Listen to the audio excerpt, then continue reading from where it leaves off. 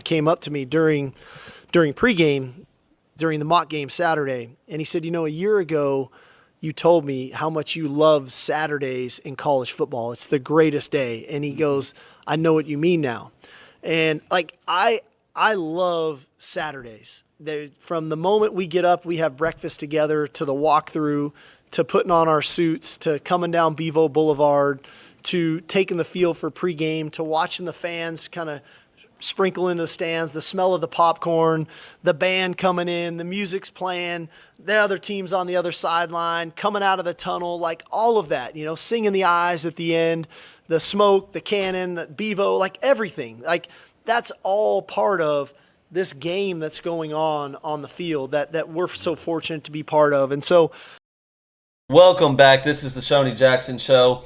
Thanks for joining the program. Please like and subscribe. Send it to your friends. And if you're watching this, also like and subscribe to Opinionated Media and Opinionated Sports Media. I will be on 54 Yards tomorrow, and every week another college football show. This is going to be a college football show today. If you like it, if you like my content, like that as well. I'm going to be doing that with Cam, Carlos, and Steve, who have been a part of Opinionated for a long time and have given me this opportunity to do this podcast. So if you like this, if you like what I do, follow that as well. Get ready for our show tomorrow. But today's going to be an awesome show. I am going to save playoff predictions, national championship predictions, and award predictions for tomorrow on that show. But today I'll do a week 0 recap. Florida State, Georgia Tech game, the biggest games of week 1, going to go through that. Obviously a Longhorns preview from Depth Chart, Colorado State, season predictions and whatnot, and then conference predictions in today's show. Going to be awesome, going to be fun. I want to get through it in a fairly reasonable time, not take too much of your time today, try to keep it under an hour. So we're going to get right into it. As you heard as I opened the show, that was Steve Sarkisian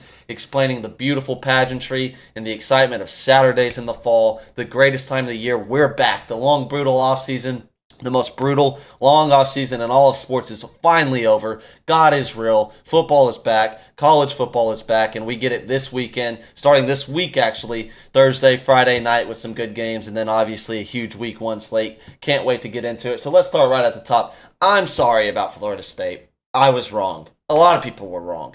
And I'm not a guy that makes a lot of excuses. Actually, I don't make any excuses. I would never come on the SJ program or any program that I'm on and make an excuse. And yet, people are saying the unpredictability of a team that is built through the transfer portal, like Florida State is, and a few others, is a real thing. I'm not saying it. Other people are saying it. And at the same time, the front 7 at Florida State, if you talk to anybody or read any articles out of Florida State, people that report on the team, if you talk to any Florida State fans, if you listen to Mike Norvell, there was so much confidence in the team and the roster, and in particular the defense, the front 7, the defensive line, and even the offensive line. Well, they lost the battle on both sides of the line of scrimmage from the first quarter to the last quarter, and then it was very evident by the fourth quarter that Florida State doesn't have the depth on the defensive line that they've had the last few years, and that defense wore down, and it showed as Georgia Tech closed out that game, drove right down the field and kicked the game-winning field goal to end the game in Ireland. The other thing on that, I obviously had my concerns, as anybody would, on DJ Uiagalelei. I knew what he was. I've been watching him for 3-4 years now. He's scared to push the ball down the field. Very conservative. You can get into positions where you feel like you're going 3 and out every single drive of the game. And Florida State got into that with DJ Uiagalelei. But one thing I thought they would be able to do a lot better was establish the run game by being more physical up front. They did not. And capitalize off that. They also didn't do that. So that hurt them. And then the flip side of that was I thought Florida State would take care of the ball where Haynes King, who I said had the potential to have a much bigger game, give Florida State all the problems in the world. I didn't trust him to take care of the football himself. He's had turnover issues throughout his career, so I was leaning on that, and he proved me wrong. He had a hell of a game. If Haynes King stays dialed that way, that Georgia Tech team has a favorable schedule, and they're going to give a lot of teams problems in the ACC. They just beat one that was preseason number 10. They're already 1-0, where everybody else can't say that in the ACC right now. So they're off to a great start, and if Haynes King stays dialed, they had the sky's the limit for that Georgia Tech team. Now, he did put the ball on the turf a couple times, and luckily they were able to recover it. So, got to be careful. The turnover still could have happened, and yet Georgia Tech's 1-0. Week 0 happened. And let me tell you something for free. The one thing about losing every one of your bets in week 0 like I did, all it means is you're due to win every one of your bets week 1. Right? So I don't have my bets dialed in yet or locked in. That'll be more of an end of the week thing. But just keep that in mind. when I post my bets week 1. Nobody's more due than SJ going into week 1. So let's get into it. Week 1 preview. Let me see. Let me pull up my notes in the games. Here we go. Week 1 preview. I got the games in front of me. You got Clemson versus Georgia kicking off at 11 a.m. You got North Dakota State and Colorado in Boulder, Colorado. Excuse me. The big game of the week, in my eyes, Notre Dame at Texas A&M.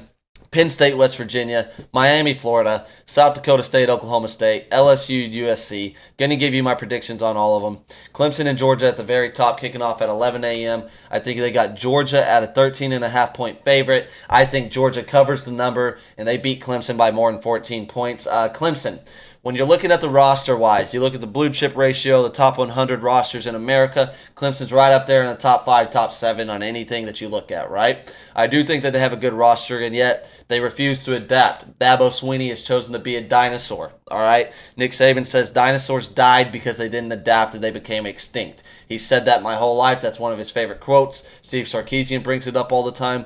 There's 4 teams that didn't take a transfer in the transfer portal. The 3 military academy schools and Clemson. Now, they recruited very good at the high school level. Dabo Swinney's still getting every Christian football player in America. Sammy Brown's the one he got this year, 5-star linebacker.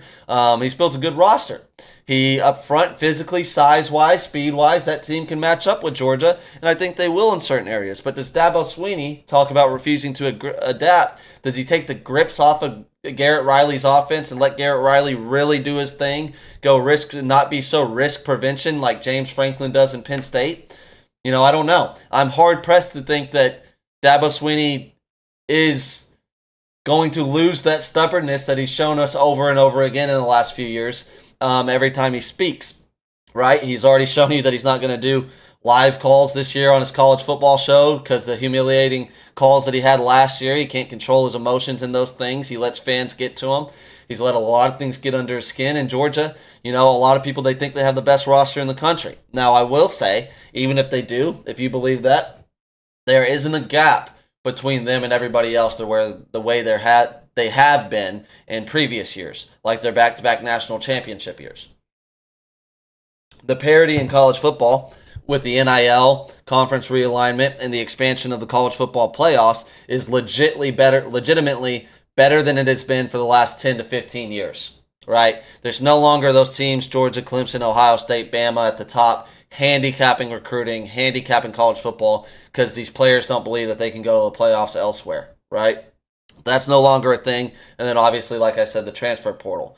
But I do think that Georgia handles Clemson in this game, and it could really come down to, like I said, the grips that Dabo Swinney has on his coordinators, letting them be free, and then also the jump that Cade Klubnik, shout out to Westlake, Texas, shout out to Cade, I'm rooting for him. How big of a jump does he make in year 2 to year 3 in Garrett Riley's system? That said, I'm predicting Georgia to win. I'm predicting them to cover the number. Now, Colorado versus North Dakota State. Colorado is 9.5-point favorites going into that game. It's going to be a popular thing for people to pick the upset on North Dakota State. I am predicting Colorado to handle this game and cover the number. North Dakota State could give them issues. Sorry. They're going to be well coached, and they're always good. I don't need to tell you about North Dakota State's history. If you're a college football fan, you know how much of a power they are as an FCS program, and they can beat FBS programs.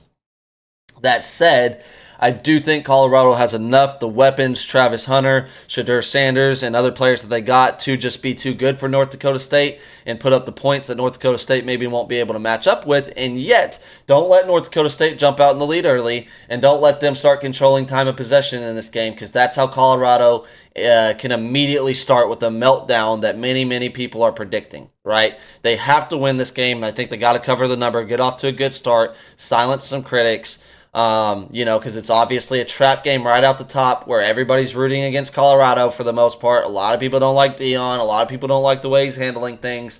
And, their win total this year is set at 4.5. So if you lose to North Dakota State, that's really scary thinking if you're even going to get over 4 wins this year. I got Colorado winning that game. I think they cover the number. How confident am I on a scale of 1 to 10? I'd put that at a 4.5. But that's what I'm going to predict.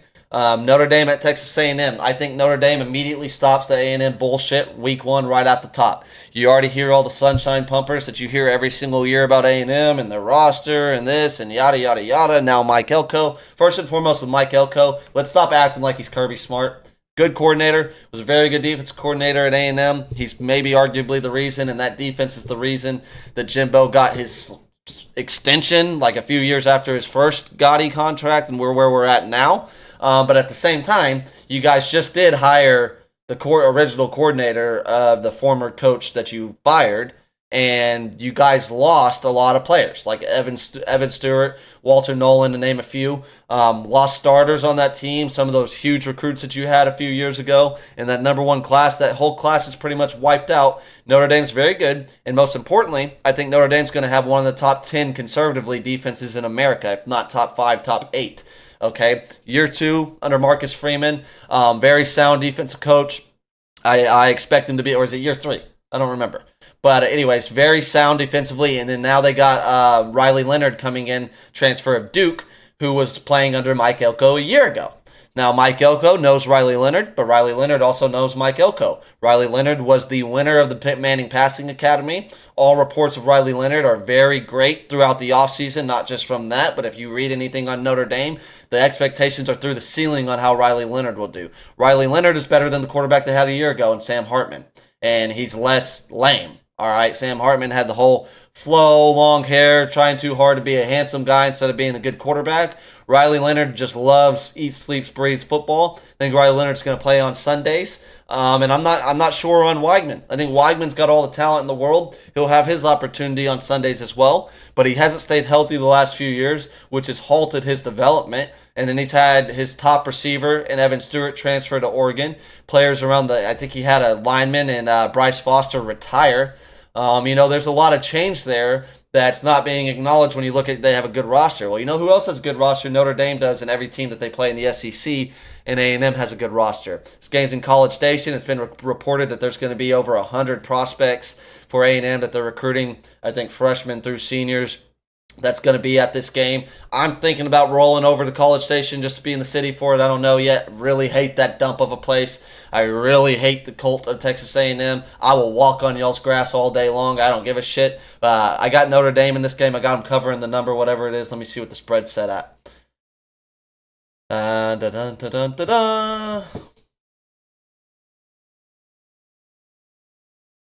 they know? Oh. Actually, A&M is a minus 2.5 point favorite, so it's a toss-up in this game. They're giving A&M the benefit of the doubt of College Station, the most overrated environment of all college football. People act like it's the best environment. If it's such a good environment, why did they lose in College Station so much? Why did Appalachian State roll in and beat A&M? Why did Texas roll in and beat A&M pretty much most times that they've rolled into College Station? Why does most of the SEC roll into College Station and beat A&M if the environment's so good? They sing their songs, they rock back and forth, they do the whole thing, they do everything but watch the football game. I get it, it's loud, it's very, very loud, but the game's played on the field. I think Notre Dame with a veteran quarterback is going to be able to handle it. And at the end of the day, as the game wears on, the better team will win this game, and that's going to be Notre Dame. Moving forward, Penn State, West Virginia. What's the line set here? Penn State, West Virginia. Penn State's minus 8.5. Now, this is a tricky game, okay? This is kind of an old-school rivalry here in Penn State, West Virginia. West Virginia fans, West Virginia Mountaineers, Mountain people would love to win this game. Obvious reasons you want to win every game, but bragging rights would go a long way here. Neil Brown's still there, a guy that we all expected would have absolutely been fired last year, saved his job. And now where you need to be careful here, I do not believe in James Franklin, and since I don't believe in James Franklin, I don't believe in Drew Aller. One guy that is electric and can scare you is Garrett Green, West Virginia's quarterback, right? That's a worry there, all right? If West Virginia comes out humming offensively, does James Franklin do the exact same thing that I talked about Dabo Swinney doing? James Franklin may be worse about having grips on an offensive coordinator and not letting him do his thing. That's the reason that they're consistently right below all the top teams in the Big Ten, which I can expect to continue this year, and that's unfortunate. I like Penn State. I'm rooting for Penn State. My girlfriend went to Penn State. So it would benefit me if they're good. just in that area of my life, but I'm concerned about him. I'm not going to give too many of my bold predictions away today. I'm saving a lot of that for tomorrow on 54 yards, but I think this is it for James Franklin this year. With realignment, Oregon, USC, UCLA, Washington entering the conference. Wisconsin has Fickle. Nebraska's on the up and up under Matt Rule, and they got a 5-star quarterback in Dylan Raiola there. You're no longer just going to be able to walk through the Rutgers and the Northwesterns of the conference, lose every year to Ohio State and Michigan, and be happy with it. First and foremost, I think Penn State fans need to stop being okay with that. That's pathetic. You're better than that. You got the resources, you got the facilities, and you even got the talent in your state and around your state to continue to recruit well at a high school with the top schools in the country, or at least in your conference. You just need to win on the field, right? And so this is a scary game. I got Penn State to win this game, but not to cover the 8.5. It could come down to the wire, and West Virginia is a sleeper. My confidence scale on Penn State to cover is going to be right there at a 4. To win the game is going to be right around at a 4.5. My confidence scale of West Virginia to cover plus 8.5 is like at a 7.2. So I'm more confident in West Virginia to cover and make this a game than I am for Penn State. And so therefore it's scary. Maybe sprinkle a little bit on that West Virginia money line if you're a bet man. Move on. Miami at Florida. I think Miami, I'm very high on Miami, and I am very high on Cam Ward. Started his career at Incarnate Word, transferred to Washington State, now at Miami. That's my favorite little sneak peek to win the conference. And I think that Billy Napier is going to get fired this year as well. And I think it starts with this. At some point in time, they're going to have to make the move to DJ Lagway in that offense. We've seen everything we need to see out of the transfer from Wisconsin, Graham Mertz. He is what he is. And this Florida team scares me in a bad way, not in a good way. I think Miami gets rolling this season on the in-state rival. I think Miami wins all the in-state games this year to go on for a conference championship run and a playoff run. Cam Ward, the Heisman sleeper, the best Heisman dark horse out there, I think has a great game and gets that rolling right off the top. Miami beats them. They cover the number, whatever it is. Let me see if I can find it for you. They're minus 2.5. It should be more than that. It should be a lot more than that. That should be the lock of the week in my eyes. Miami minus 2.5. Confidence scale 8.5. That's as high. I would never do a 10. Confidence scale on 8.5 that Miami covers minus 2.5 in Gainesville in the swamp. I don't care about the swamp in this game. Florida's not good enough. Now, you got the long offseason to prepare for one game. So early in the game, it may be close. Maybe Florida has some good play scripts, but that will fade away. And Graham Mertz will be Graham Mertz. They will shell up. And I think Miami, year 3 under Cristobal, pulls away in that game. They got South Dakota State, Oklahoma State on this game. I think Oklahoma State beats them easy. Covers. I don't know why this is on here. Oklahoma State, man. You can't ever count out Gunny. Now, they do always choke off a preseason game. This is the type of thing Oklahoma State could roll in, somehow lose to South Dakota State, and then you'll see them in the Big 12 Championship at the end of the year. Go to Oklahoma State. Not going to talk about that game long. And then last but not least, LSU versus USC. All right, my prediction is Brian Kelly gets his first week 1 win here. And I think he does it in an impressive fashion. But my confidence scale isn't super high. There are 4.5-point favorites. These teams really compare to each other. I'm not talking about roster-wise or what I'm predicting this season, but what they need to do this year. Brian Kelly and Lincoln Riley, one of these guys could be on the hot seat at the end of the year, and one of them could be completely out of that conversation and super secure in his job. I think that what both teams do defensively, they both revamp their defensive staffs and maybe even revamp the style of way play in practice and how the buildup has been going into the season. All right, I think LSU and how much they improve defensively under Blake Baker will determine whether they are a 8-win team or possibly in the SEC championship and then the playoffs. Now, I think, and the reason I'm predicting LSU to win is Blake Baker is going to show you how simple defense can be and how simple the basics of defense can take you from having one of the worst, most humiliating defenses in America to a very solid, maybe even one of the better defenses in your conference. Now, the concerns on the interior defensive line are still very strong. They missed out on recruits. They missed out on transfers that were really important for them to land to fix those issues from a year ago. But what they did fix was their coaching staff. And I trust their coaching staff more than I trust USC's. And I trust Brian Kelly more than I trust Lincoln Riley. Lincoln Riley finally woke up and realized tackling is important in practice. and you have to practice tackling to be good at tackling in games. Some of that's similar with LSU. So maybe I'm giving a little too much of the benefit of the doubt to LSU and not enough to USC. If LSU has not fixed their interior issues and it's a personnel problem and not a schematic issue this year, then they're going to lose this game again. Because that guard tackle pull action and GT counter action that Lincoln Riley's going to run at you is going to be hard to stop. And if your defensive line's getting mauled out of the way and you don't got linebackers and your linebackers are getting washed out, you're not going to stop them. They're going to score 40 points on you and quickly. So that's the thing there. My confidence scale on LSU to cover 4.5 is probably at a 5. But I do think they do it. I'm predicting that they do it. And I think Garrett Nussmeier will have a good game, his first start at LSU. Harold Perkins as well. Some of their defensive players are going to be more in position, more put in place to make plays with Blake Baker as the defensive coordinator. And Blake Baker, up-and-coming guy. They're very high on him out of LSU. He came from Missouri a year ago. He's got a lot of Louisiana ties. I think his wife played volleyball there at LSU. So you should be secure in keeping him until he gets a good head coaching job, if he gets a good head coaching job. And this is year one. You know, you can see massive, massive jumps from what they were last year to this year defensively. It's happened before around the country. I think it happens again. I'm not predicting them to have a top 10 defense, not even a top 20 defense, but I think the improvements are enough, and then they'll have the weapons offensively, the speed offensively that's going to be very hard to keep up with, and I just don't know that USC has the guys to keep up with that type of thing. So let's give LSU the benefit of the doubt on that. That's the week one big games preview. Let's get into a little Longhorns depth chart stuff. Longhorns week one preview against Colorado State, predictions of that game, and maybe some season predictions of the players. Let me pull up. All right, fuck it. Let's do some depth chart projections and then talk about the game that's coming up week. Obviously, quarterback's obvious. Quinn's the starter, Arch the backup. Running back, it looks like it's going to be Jaden Blue. Trey Wisner backing him up, but that'll be a good rotation. You got Jarrett Gibson at the third spot. And Sark in his press conference talked highly about that. You know, there's concerns about the inside zone running in between the tackles. And he said that there's zero concerns about that.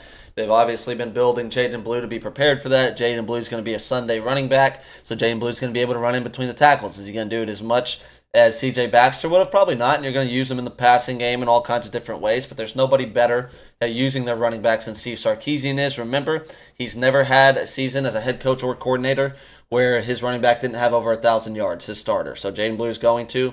Jaden Blue is a preseason Doak Walker guy. And so I think we're going to be just fine there and have a big game starting this week.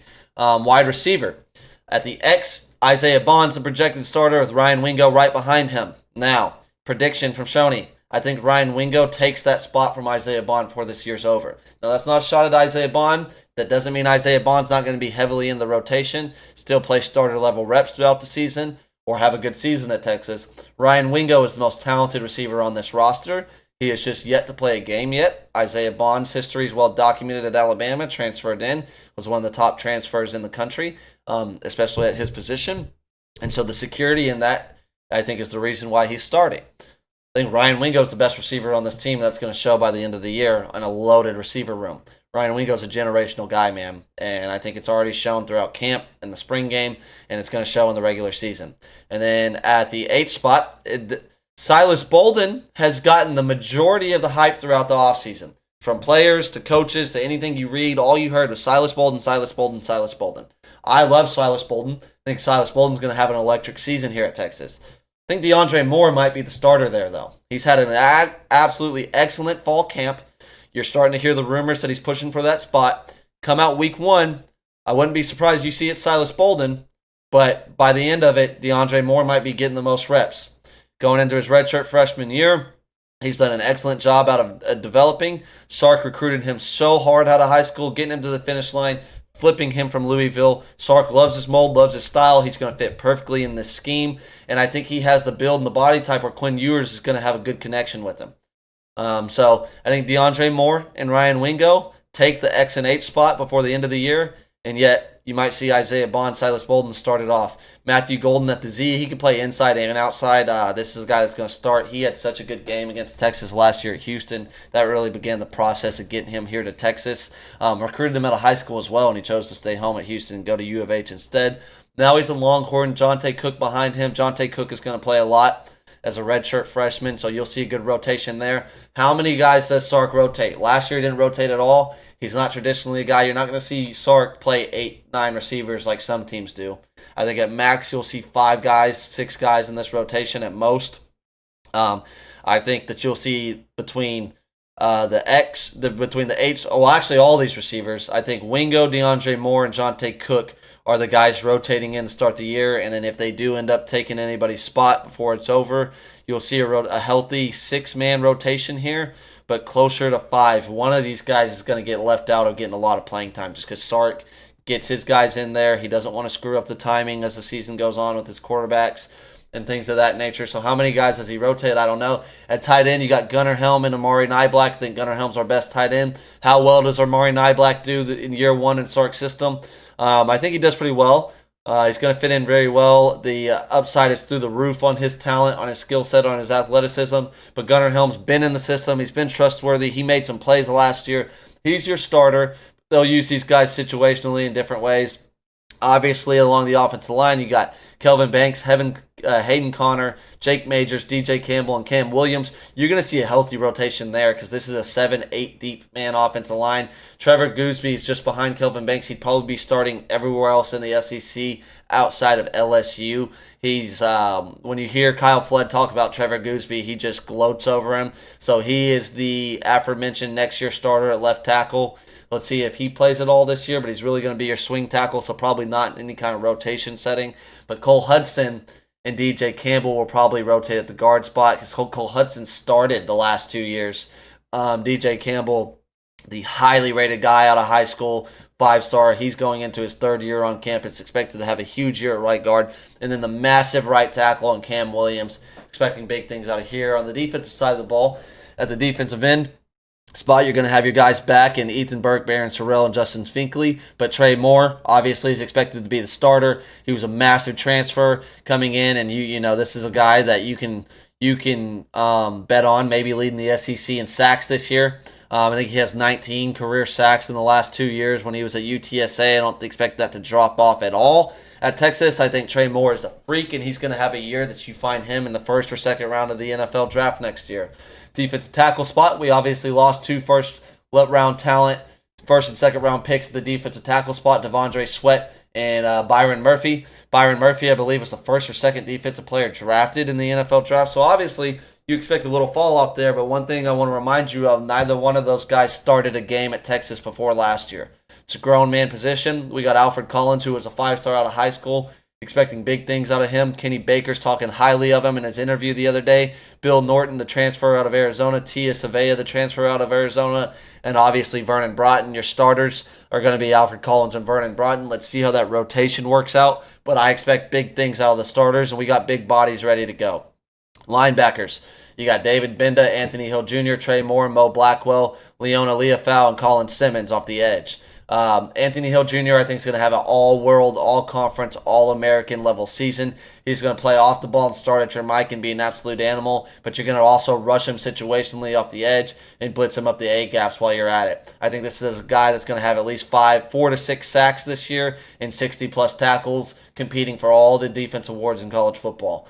David Benda's your senior here, veteran in the locker room, captain. Maybe we'll have the helmet comps this year. I don't know. I doubt it. I bet you give it to Anthony Hill or one of the safeties. David Benda trying to get to the NFL. I absolutely anticipate that he does. He should have a big year, but also Mo Blackwell Jr. is really coming along in his development, having a great camp. He will rotate in with David Benda.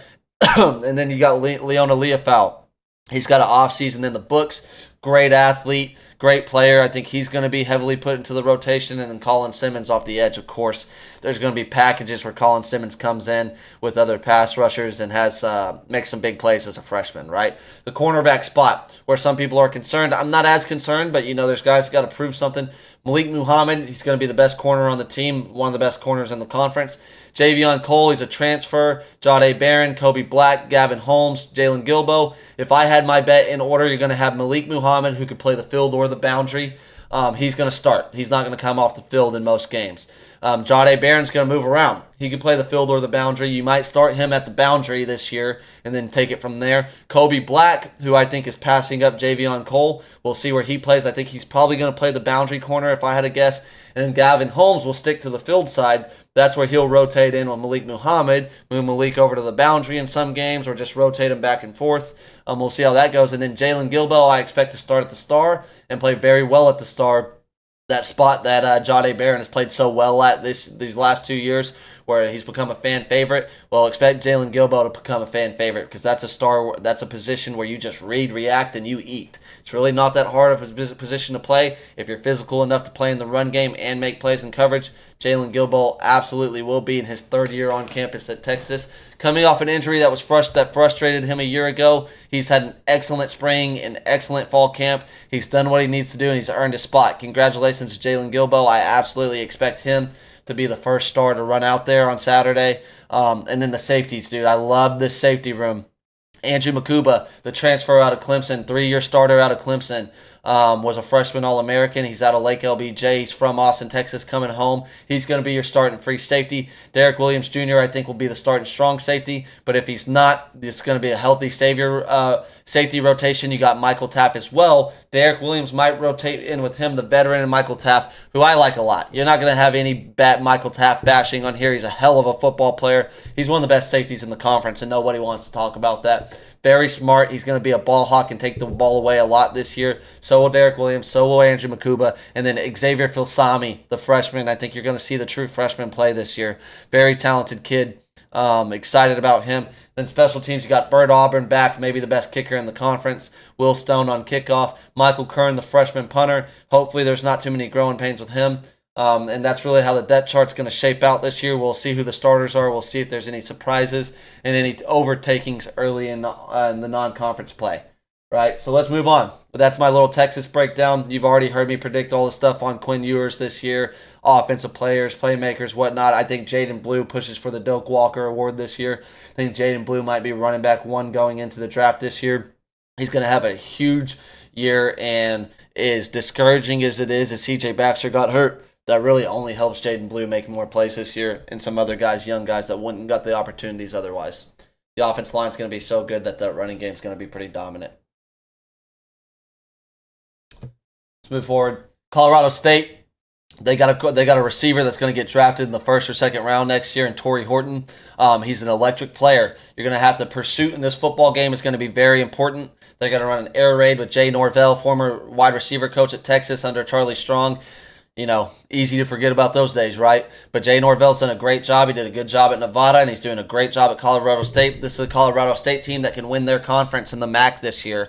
You saw them play Colorado last year and all that drama. They played them to the wire. Texas is going to handle them. Okay, Colorado State defensively is not going to be good enough to deal with Texas at all. I think we take what we want offensively. We're going to be able to stay vanilla and still score a lot of points. But defensively, they're going to challenge us because it's a team and a style of play that we're not going to play a lot this year. Air raid, up-tempo stuff, so it's going to be very important to get 11 hats to the football, contain Torrey Horton, because if he makes you miss, he can take off on your ass. And he's very electric, very good feet, very good cuts. So really stop their best player in Torrey Horton, frustrate them, and keep them behind the chains in that air raid up-tempo offense that they want to run. They get ahead of the chains. It doesn't matter how big the talent gap is. That's going to be difficult to deal with. And then the pass rush. You will see in this game the improved pass rush of the Texas Longhorns that was not there a year ago. I think you're going to see us getting after Colorado State defensively. Want to see this team just play fast, play physical. Big hits, big plays, get some turnovers. And you're going to see a lot of players play in this game. Sark already said it in his press conference. You watched the Rice game last year. They played like 25 guys defensively. They're going to do that again this year. All the freshmen are going to play. You can save their red shirts. You're going to see rotation from after the first drive to the second drive, and they're just going to be rotating by the drives. All right. Very confident that we can handle this team, but you also got to take into account that they've had about 9 months to prepare for Texas, right? And so whatever you've seen on film out of Colorado State, Sark mentioned it in the press conference, you're going to see stuff that you've never seen in the first few drives of the game. So you're going to have to trust your communication defensively, trust your eyes, trust your training, run to the football, be assignment sound, take care of business. And if we do that, Texas should easily cover the number, which I think is like 37.5. What is Texas favored? Let me see.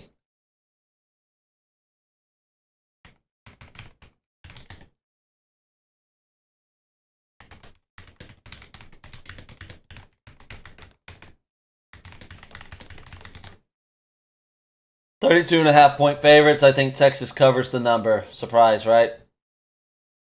All right, where are we at? Let's start doing some conference predictions. We're at 36 minutes on the show. Conference predictions, winners, and predictions throughout the conference start.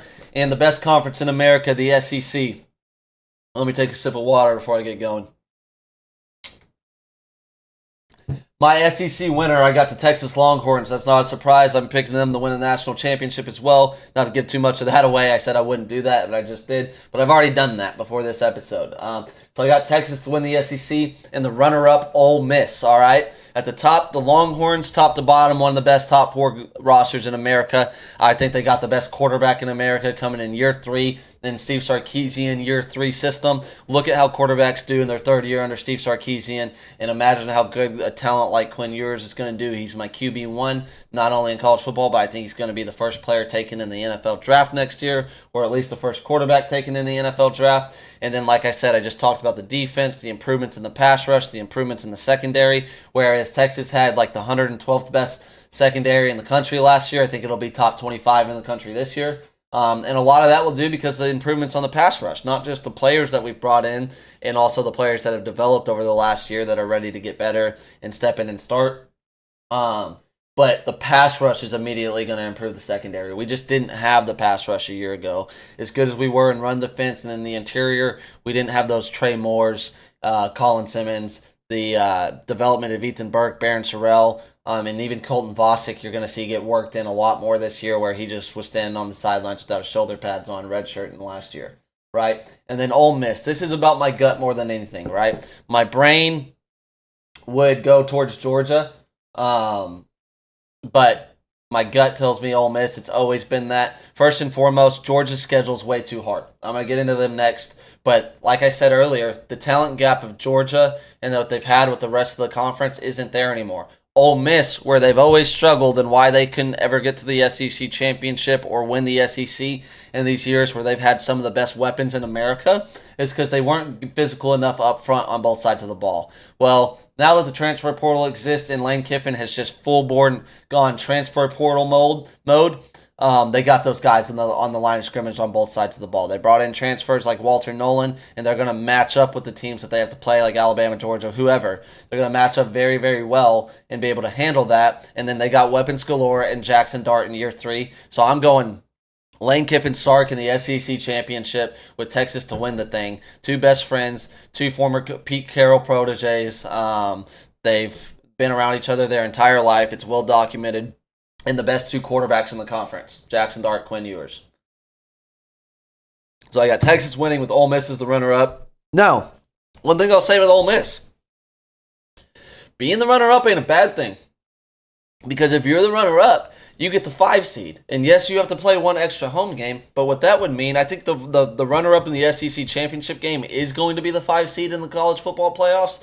And so you get the home playoff game against a much lesser opponent, so you're going to get a lesser opponent coming to Ole Miss. You win that game, and then you will play the conference champion of the non-Power 5, if I got that correct. Correct me if I'm wrong, but even if it's not that, it would be the lesser of the conference champions that has the bye. So you actually maybe in some scenarios, if you're the 5 seed going into this playoff bracket, you got an easier path maybe than the 4 conference champions got. So it's not necessarily a bad thing if you lose the SEC championship this year. Let's go on to Georgia. First and foremost, like I said, their schedule is way too hard this year. It's no longer that cakewalk SEC East schedule where they keep their players healthy all year long and injury doesn't really impact them. No, they start in the non-conference right off the top against Clemson. They got to play Texas at Texas. I think they go to Tuscaloosa. And I believe they play Ole Miss as well. I don't have their schedule pulled up. I should have had it pulled up, but I don't. But it's all documented. I've gone over it on multiple podcasts so far. The schedule's too brutal. And then last but not least, Carson Beck is too horny to play quarterback and win the SEC. 2 things, you can't play quarterback horny. Okay, and Carson Beck, he's dating one of the Cavender twins. Jake Ferguson is as well, but Jake Ferguson plays tight end for the Dallas Cowboys. Carson Beck plays the most important position in the sport. I've gone over on previous podcasts his horny history and Snapchatting and other things. You know what? I don't think you can play quarterback horny and win the SEC. Let me show you a Carson Beck horny play in the SEC championship from a year ago. Here's a horny play from Carson Beck. This is what happens when you're distracted because you're horny. What the fuck was that? They lost the SEC championship because of this. Nobody talks about this enough. That's a horny play. There ain't nothing else to chalk this up. Lack of focus. He's thinking about tits and ass. Thinking about tits and ass and not football. And their schedule's too hard. So Georgia, I don't got them winning the SEC, but I do got them right now squeaking into the playoffs. Maybe that'll change between today and tomorrow when I finish my playoff prediction. I'm not sure. But they're going to lose to Texas in Austin. They could lose to Alabama. Between those games, they're going to lose 2 of the 3. And then, you could fart and fall down in a game and lose another one. All that exists this year. Carson Beck, I think, has been a little bit too crowned this year as like the top guy in college football. I really don't understand why. Because against Alabama and the best teams he played, it's not like he lit the world on fire. So I need to see him light the world on fire against some of the best defenses in America, like the best quarterbacks in the country do. You rise to the level of competition, and I need to see him do that this year. But more importantly, I just think the schedule's too difficult, not only about winning and losing games, but staying healthy in that long journey. When you open against Clemson, one of the best rosters in the country, big physical defense. You play Texas, you play all those other schools. It's going to be tough to keep your team healthy and get through this journey. A lot of winning national championships now with the 12-team playoff is survival of the fittest, bro. And, can Georgia stay healthy enough to get there? Can they stay healthy enough to win the SEC? I don't think so. I already talked about Ole Miss. Bama. The reason I don't got Bama in this game, 1, the schedule is brutal as well, so you got to get through that. But 2, most importantly, I don't trust Jalen Milroe the way I'm going to trust Quinn Ewers and Jackson Dart. I need Jalen Milroe to show that he can make the pro-level throws on a consistent level and do it all the time in that Kalen DeBoer system, which will require him to do that. Now, Kalen DeBoer is brilliant, and he's going to put Jalen Milroe in positions to succeed week in, week out. And more often than not, Alabama will overpower teams like they did a year ago, and that's going to look really good. His big games will be really big, and his highs will be very high. But he's going to have low lows as well, and he's absolutely going to run into teams that are going to, like Georgia, in a certain situation, that are going to be able to put him in positions where he's more uncomfortable. And he has to be comfortable being uncomfortable. Can he do that this year? I'm not sure that he can. I think he's another guy that's getting too much of the benefit of the doubt. If you talk to Alabama fans or the Alabama fans that I'm friends with, they have concerns under Jalen Milroe. Can Ty Simpson potentially unseat Jalen Milroe if he struggles in these big games? I think that's a bigger potential than anybody wants to realize, all right? I'm not crowning Jalen Milroe until I see him do it in the big games. He was bad against Texas. He was bad against Michigan. He was bad against Georgia in a game that they won. All right, bad. I talked about it on a previous podcast. I go over his splits versus AP Top 25. It's not good enough, and until that changes, I can't put them in the SEC championship with the schedule that they have. And I don't know that I'm going to have Alabama making the playoffs. There's only so many SEC teams that can go. So they're going to be on the outside looking in my opinion. Who else? My sleeper of the conference, LSU, the Bayou Bengals. I talked about them early. A lot's going to be answered right off the top against USC defensively for me. I almost wanted to put them in this conference championship, but I didn't. I went with my gut and Ole Miss, but if they can fix things defensively, their schedule, every game on their schedule is winnable. Every single game on LSU's schedule is winnable, top to bottom. And so, even when I'm looking at like NFL stuff, I'm predicting division winners and stuff like that. There's always going to be one of those teams in the NFL with the last place schedule that goes from last to first in their division, right? That's kind of what I'm looking at with LSU this year. They got a favorable schedule. A lot of their big games in Death Valley, the hardest place to go win at in America. Garrett Nussmeier's been developing. They always got weapons. They always got tons of speed. They're going to overwhelm teams if they can play sound defensively, if they can just fucking tackle, which they didn't do a year ago. LSU is a SEC sleeper. They're a playoff sleeper. They're a sleeper for the whole fucking thing, dude. And I would say they're not just because they have to do something on the interior defensive line, but they're a sleeper. They're a sleeper for sure. How much does their defense improve? That's going to be, Blake Baker and whatever he's able to do is going to determine the entire future of Brian Kelly, and maybe if Blake Baker gets a head coaching job in these next 2 years. as a young football coach. So that's my SEC predictions. I'm moving at a pretty good pace. Let's move on to the Big Ten. I got Ohio State as the champion. Man, I didn't want to do that. That was very tough because I have concerns about Ohio State that's not being brought up enough around the country. They are just being crowned like they're always crowned, okay? Ohio State, I feel like every year that Ryan Day has been the head coach, crying Ryan Day, Mr. Third Base himself, they're crowned either the national champion favorite by most or the runner-up in the national championship. Here's the thing. Here's why I've said it many times. You're not winning a national championship if your offensive line isn't good enough and your quarterback isn't good enough. Two things I don't think is good enough at Ohio State, their offensive line and their quarterback. But I got their schedule pulled up, and the thing is, I'm not confident enough in the other teams to overthrow Ohio State's roster. And what wins championships? Defense does. They got the best in America for sure in the secondary.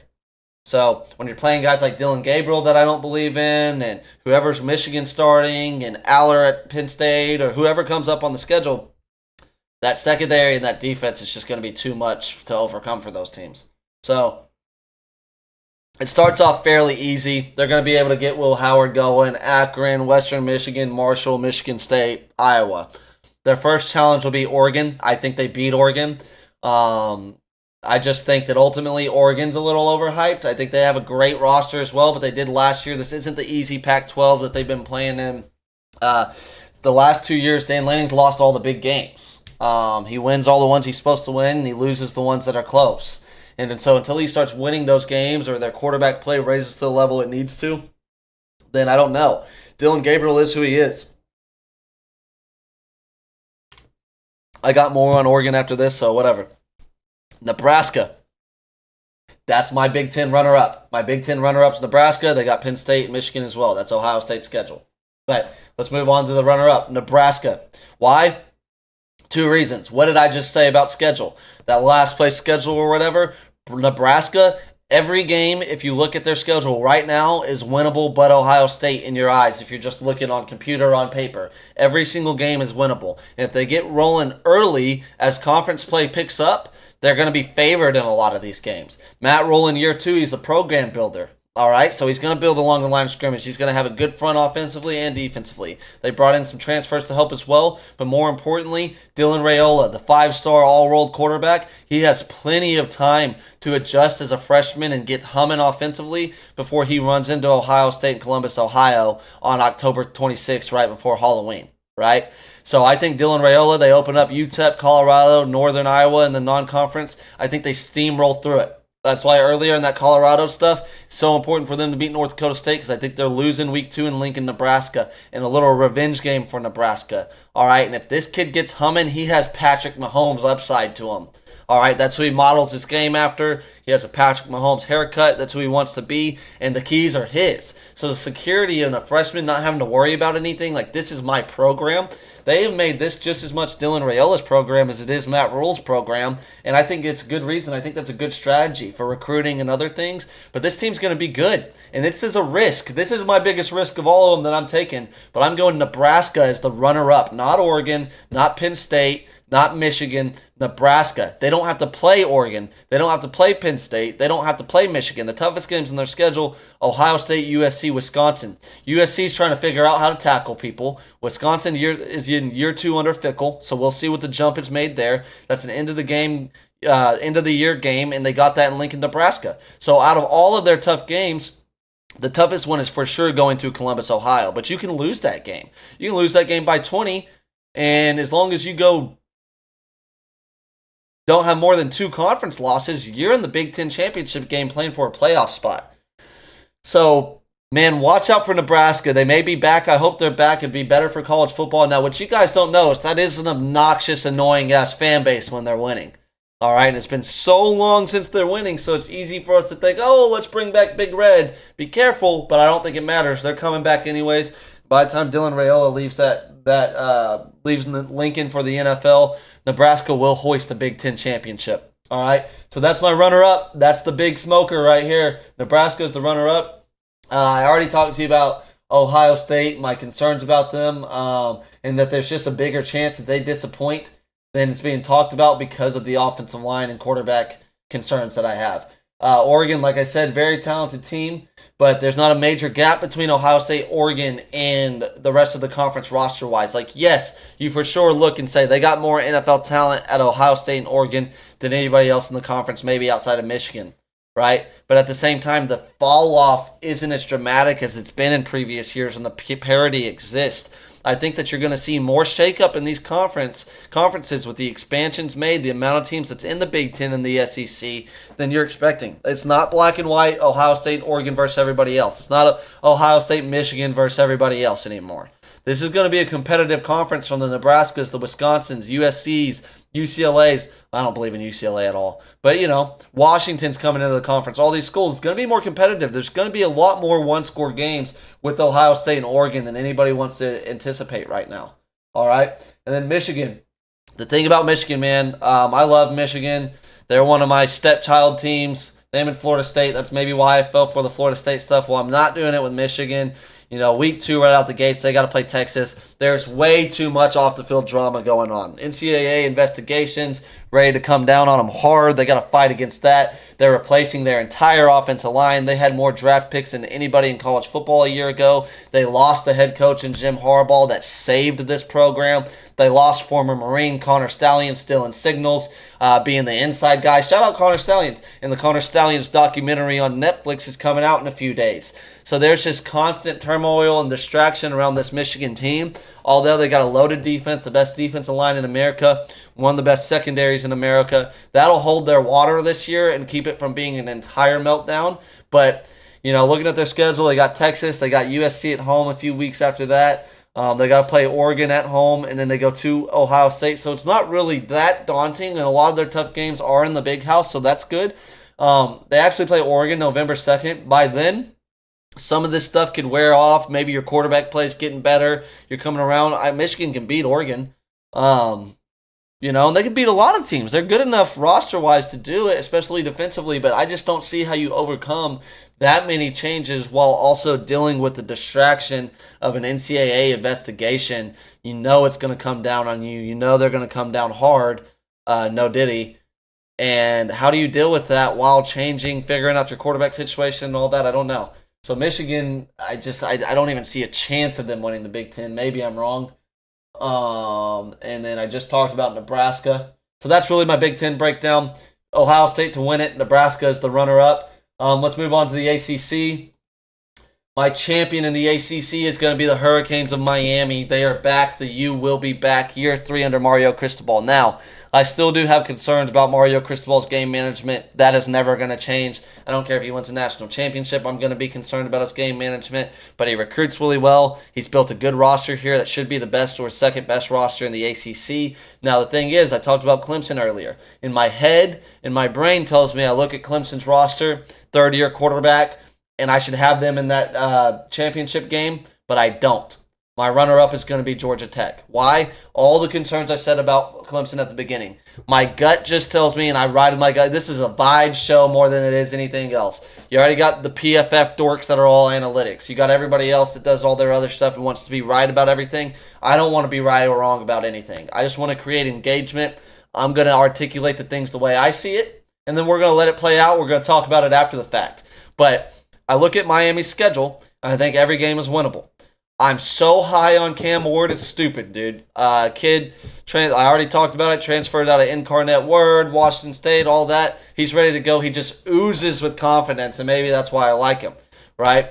They open up against Florida. I've already said I think they're going to dominate them. Then it's easy the rest of the way up until Virginia Tech, who's a sleeper. That's my sleeper to win the conference is Virginia Tech. But then after that, you got Cal, Louisville, and Florida State. You got Florida State at home. And then the toughest game maybe will be Georgia Tech on the road. But you don't play Clemson. This is a very easy schedule in the ACC for a team that's my favorite in Miami. So Miami is my favorite to win the conference. I think they'll win the conference. I think that they go to the playoffs, and I think that Cam Ward will be a Heisman finalist. Georgia Tech is my sleeper. Why? Again, favorable schedule. I mean, not as favorable as Miami's, but conference-wise, you got to play Virginia Tech. That's my sleeper. They do play Miami, but they get them at home. And their toughest games on their schedule are actually the non-conference games, which is Notre Dame, who's not in a conference, and Georgia, who's in the SEC to end the year. They play them at the end of the year every year. So survival of the fittest will be the thing for Georgia Tech. Again, just like Nebraska, it's a little risque here, but year 3 with Haynes King at quarterback, if he can take care of the football the way he took care of it against Florida State, then they could beat any team that they play against. That is a difficult offense to deal with, and that offensive line is very impressive unless Florida State's defensive line was a complete fraud top to bottom. The offensive line, it looks like they're going to be very impressive. So they can beat Georgia State, they can beat Syracuse in the Carrier Dome, but always got to be careful there. They play VMI cadets, so like a military school. Louisville, Duke, all winnable. Duke's replacing Mike Elko and all kinds of shit. Malik Murphy starting at Duke, but the Duke just they're too small. They're not going to be able to handle that front at Georgia Tech. At North Carolina, don't really know what to expect of them. Versus Notre Dame, that's not a conference game. At Virginia Tech, at this point, that's close to Halloween. Let's see what Virginia Tech is at that point. That's in Blacksburg.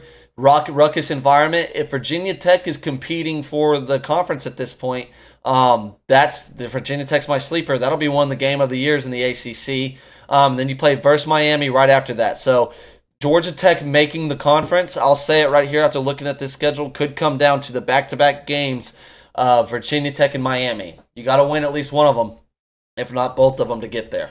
But I believe in Haynes King. They sold me week 1. I obviously thought highly of that Florida State defense. Maybe I was just so wrong about that. Maybe everybody was wrong about that. But I don't believe in Clemson and Dabo Swinney anymore. I think that program's dying because of his stubbornness. He's acting like a dinosaur and refuses to adapt. So I'm going Georgia Tech as my sleeper. Let's look at the odds. You got Clemson's favored to win it. Miami's second. Clemson's plus 275. Miami's plus 400. Virginia Tech is sitting there at 5th behind NC State and Louisville. And Georgia Tech has great odds, plus 3,000. So that's a value pick there. I'm not being pussy about this. I'll tell you that for free. I'm not just going out and picking Clemson and Miami and picking the favorites in every conference. I'm adding some spice here, so that's some value. You want to sprinkle plus 3,000. You bet 100 to win $3,000 if Georgia Tech goes on to win the conference. They got a tough schedule. I'm not going to lie. They got a tough schedule, but I'm not backing out on it. Georgia Tech is the runner-up. My sleeper will be Virginia Tech. Like I said, I've already talked about Clemson. I talked about Florida State. They're not good enough up front, and they got quarterback problems and DJ Uiagalelei. Haynes King at Georgia Tech, the offensive line. And I said favorable schedule. It's really not. They play a pretty tough schedule, actually. Let's move on to the Big 12. This is the crapshoot conference. So I'm going to close it out on the Big 12. I'm at an hour. We're about to be done. So here we go. I got the champion of the Big 12. I got Kansas, and I got the runner-up of Kansas State. Now, top to bottom, this conference, more than any other conference, any team can win the damn thing, all right? But I got the Battle of Kansas in the Big 12 championship, okay? Why? The two most electric quarterbacks outside of Garrett Green and Jalen Daniels and what's the Kansas State kid's name? The redshirt freshman. Let me pull it up real quick. I'm getting a little ADD here. Avery Johnson. So, obviously Will Howard transfers Ohio State over Kansas State. That's an obvious answer. But I think if Will Howard was still at Kansas State this year, Avery Johnson's going to take his job. The sophomore, first 5-star I think Kansas State's ever recruited, definitely at the quarterback position. Super electric football player. Let's see if I can pull up Kansas State's schedule. I should have done that already, but I didn't. But you know what? I think every game on their schedule, especially in conference, is absolutely going to be winnable. And so I got Kansas as my champion with Kansas State as the runner-up, but I just think that that's going to be one of those. They play in the regular season, that October 26th week. What a great slate that's going to be, October 26th. I've already read like 4 conference games that are going to be important on October 26th as I've gone through this. Whoever wins that game, the opposite will win the conference championship, and so I think your conference champion's going to come out of the state of Kansas. Right now, I got it to be Kansas. Can you believe that? Texas and OU leave the conference. Kansas, who was a team that consistently went 1-11, 0-12, just a basketball school all the way, has been completely turned around there. And I think the two best coaches exist at Kansas and Kansas State. And so my two favorite quarterbacks in the conference, my two favorite coaches I expect to be in the Big 12 championship game. Colorado, that may be hard to watch this year. All right, 4.5 game win total. I don't really need to go through the list of reasons. Everybody's been everything with Colorado and their journey to date at this point has been very well documented. So I don't really got to go through it, but it can be hard to watch. Or maybe they surprise everybody. Shedeur Sanders, Travis Hunter, you know the deal. Can they stop teams defensively? If they can't, can they win some shootouts? Will they be consistent on offense? We'll see. It could be either very hard to watch or electric, and they can shock the world, and Deion Sanders can prove everybody wrong. I don't think that they will. I think it's going to be a very tough season for Colorado, but you can't count them out. Can't count anybody out in this conference. And last but not least, never count out Oklahoma State. I don't think anybody is counting them out. I don't have the odds pulled up, but they're going to be at the top of the odds, probably higher than Kansas or Kansas State maybe. But Oklahoma State, Mike Gundy, he loves his team, loves his running back. Let's see how they do it. They're going to be in the conversation until the very end. Iowa State, how do they bounce back this year? Houston, can they make a jump in year two? Some of those teams that came over last year, how good are they in year two in the conference? Let's see. Oklahoma, Texas out of the conference. What does Texas Tech do? Texas Tech has high hopes. They want to win the conference this year. That's an interesting conference, but I got my champion in Kansas, runner-up Kansas State. We'll see how it goes. This was the college football episode today. Those were my conference predictions. I'm going to be on 54 Yards Mañana. Going to have some more national championship, college football playoff predictions, and more player award predictions for you tomorrow. I'm going to check in with Cam and everybody else, see what our notes are, see what we're going to go over, and take it from there. But I saved a lot of juice for the 54 Yards podcast tomorrow. I just had to run through some predictions today. A lot of juice on the 54 Yards podcast tomorrow, so make sure you subscribe to Opinionated Sports and the 54 Yards podcast. Watch me on there with a couple buddies, a couple other Opinionated Sports guys. We're going to have fun. We're going to chop it up. We're going to have a weekly program that's going to be very good. And I'm also saving my bets of the week for tomorrow on 54 Yards. So thanks for joining me. If you like the program, make sure you're subscribed. Make sure you like the video and share it with your friends. I love you guys more than you know, not as much as you think. God bless.